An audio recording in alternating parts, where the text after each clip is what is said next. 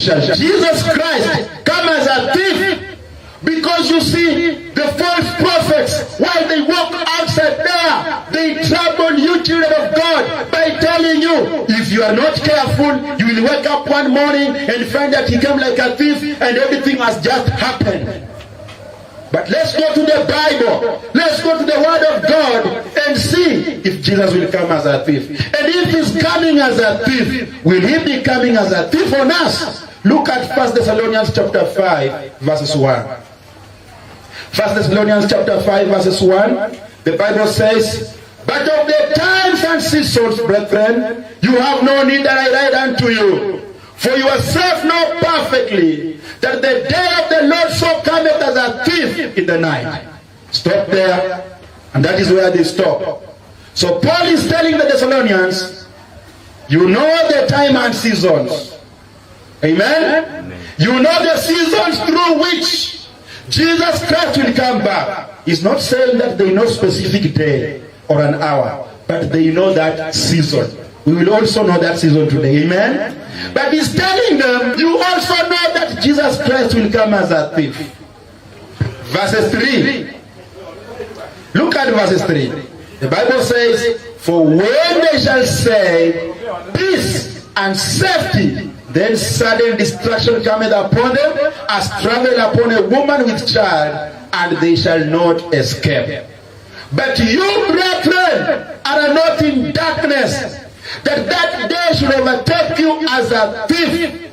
You are the children of light and the children of the day. We are not of the night nor of darkness. Therefore let us not sleep as do others, but let us watch and be sober. Amen. Amen. So if you understood what Paul is saying in that scripture, Paul is saying the day of Jesus Christ coming, he will come as a thief, but not to us that are saved.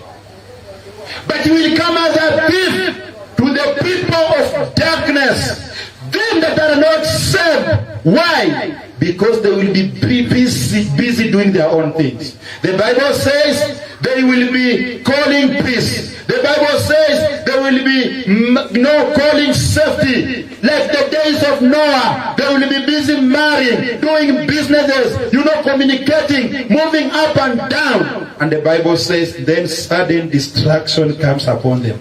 It will take them unaware. But for you that is saved, and me that is saved, the Bible says Jesus will not come unto us as a thief, because when he comes, or when we shall see the signs, when we shall see that season, we shall know that our Redeemer is close, ready to take us. Amen? Amen. So Jesus is not coming as a thief to us, but he's coming as a thief to people that are not saved. Why? Take for example, we are here listening to the word of God. We are here taking this word, eating this word. Yet the people of the world don't even know what the day of Jesus Christ coming is. They even don't know the secrets. They even don't know what will happen first. Amen. So the Bible says that a sudden destruction shall come upon them. And if you've been following us keenly, you will realize that that day when Jesus Christ is coming, it will be a day of trouble. The Bible said so last week. Amen. It will be a day of trouble. It will not be a good day. It will be a day covered with darkness. It will be a day whereby the Bible says the kings of this earth and the mighty men, both small and great, will start crying, calling for the rocks to fall on them. Why? Because they were not expecting it. Jesus has just come as a thief. Look at Revelation chapter 6 verses 12. The Bible says, this is what John saw in a vision. The Bible says, and I beheld when he had opened the sixth seal, and lo, there was a great earthquake, and the sun became black as sackcloth of air, and the moon became as blood, and the stars of heaven fell unto the earth, even as a fig tree casteth her untimely figs, when she is shaken of a mighty wind. Verses 14. And the heavens departed as a scroll when it is rolled together, and every mountain and island were moved out of their places. Verses 15. And the kings of the earth and the great men, and the rich men, and the chief captains, and the mighty men, and every bondman, and every free man hid themselves in the dens and the rocks of the mountains, and said to the mountains and rocks, fall on us, and hide us from the face of him that sitteth on the throne, and from the wrath of the Lamb. For the great day of his wrath is come, and who shall be able to stand? So you see, when the sixth seal opens, this is just after the great tribulation. This is just after, you as a child of God have been going through persecutions, trouble caused by the Antichrist. And then Jesus comes to deliver us. But before he does that, darkness all over. And then when they see this, the Bible says they start crying. The people of the world, the kings, they start calling mountains to cover them, tents and all that. It will be trouble. Amen? It will be trouble. So Jesus Christ at this point, he is not coming to us as a thief. When we see that, we rejoice. We know that our Messiah is in the clouds. He is ready to come at any point to take us. But the people of the world are crying and saying, mountains, come and cover us. They are looking for ways to hide. Why? He said, for the great day of his wrath is come. The great day of his anger has come. You know when Jesus comes, that is the day he begins pouring his anger upon the world. Amen. So brothers and sisters, to us as the elect of Jesus Christ, Jesus will not come to us as a thief. Why? Because when we shall see a total darkness after the great tribulation, we shall know that Jesus is just at hand. We must go through first the great tribulation. Amen? We must go through that season when the Antichrist will be targeting us to destroy us. Why? Because we have the testimony of Jesus Christ. Matthew 24:29 says that clearly. Matthew 24:29. The Bible says, immediately after the tribulation of those days, immediately after the tribulation of those days, shall the sun be darkened. Exactly what Revelation chapter 6 says. Amen?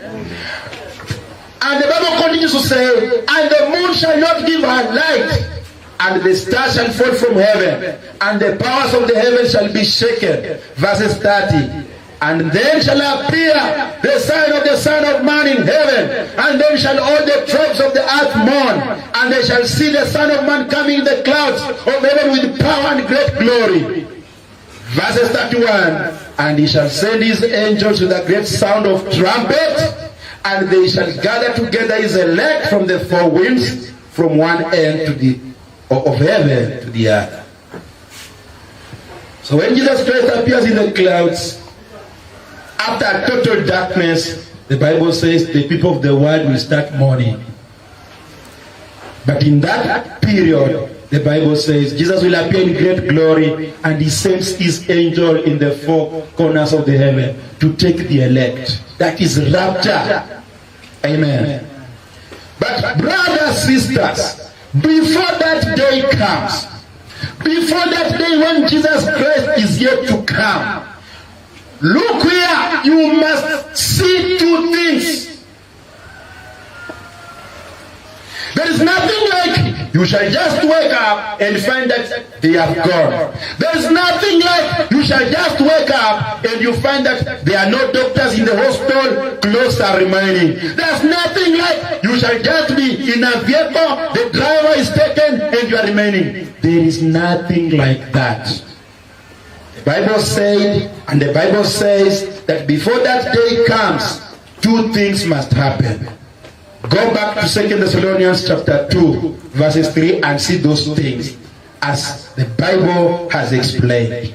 The Bible says, verses 3, let no man deceive you by any means, for that day shall not come. Did you see that? For that day shall not come, except there come falling away first, and that man of sin be revealed, the son of perdition, who opposed Satan, exalted himself above all that is called God, or that is worshipped, so that he as God, seated in the temple of God, showing himself that he is God. So Paul is saying, before the day of Jesus Christ, before he comes to take the elect, you must see, number one, the falling away first, and number two, the man of sin revealed. Now when he talks of the falling away first, he says, before Jesus Christ comes, a time must come where the people that were in faith, they begin living the doctrines of the Word of God, and they go start listening to other demonic doctrines. Until that time, when you shall see people living the right way of God. You know, you've been in this church, you've been listening to the Word of God, pure Word, and then from nowhere you depart. You begin following false prophets like a warrior. That's what the Bible says, falling away fast. You fall from the way of truth. Amen? The Bible says in 1 Timothy chapter 4 verses 1, now the Spirit speaketh expressly, that in the latter times some shall depart from the faith, giving heed to seducing spirits and doctrines of the devils, speaking lies in hypocrisy, having their conscience seared with hot iron, forbidding to marry, and commanding to abstain from meals which God has created to be received with thanksgiving to them which believe and know the truth. So Paul is telling Timothy, in the latter days, the days to come in future, people will live the true doctrine. People will depart from faith, and they start listening. They start giving their attention to seducing spirits, demonic spirits, the doctrines of the devil. And that is what we see today. Amen? People are forsaking to hear the pure word of God. They now want to hear fake visions. They want to hear fake dreams. They want to do some gymnastics, thinking that it's the word of God that is falling away. Amen. And the Bible says, during that time, and these things we see today, even some are telling other people not to marry. That the Spirit of God is saying, don't marry. Don't eat certain foods. Yet those foods have been sanctified by God to them that know the truth. So Paul says, number one, we must see people falling away from faith. Amen? But number two, he says, the man of sin revealed. Who is the man of sin? The Antichrist. Paul is saying, let no man come and tell you that the day of Jesus Christ is at hand until you see the Antichrist being revealed. Have we seen the Antichrist? We have not. Because when he comes, he will come and rule all the world. Everyone will listen unto him.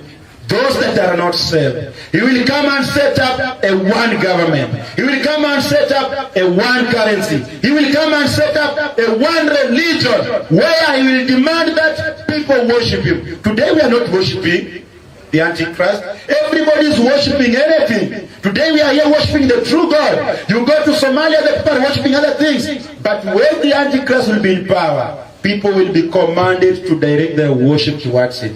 We have not seen the Antichrist yet. Amen? So Paul says, until you see that man.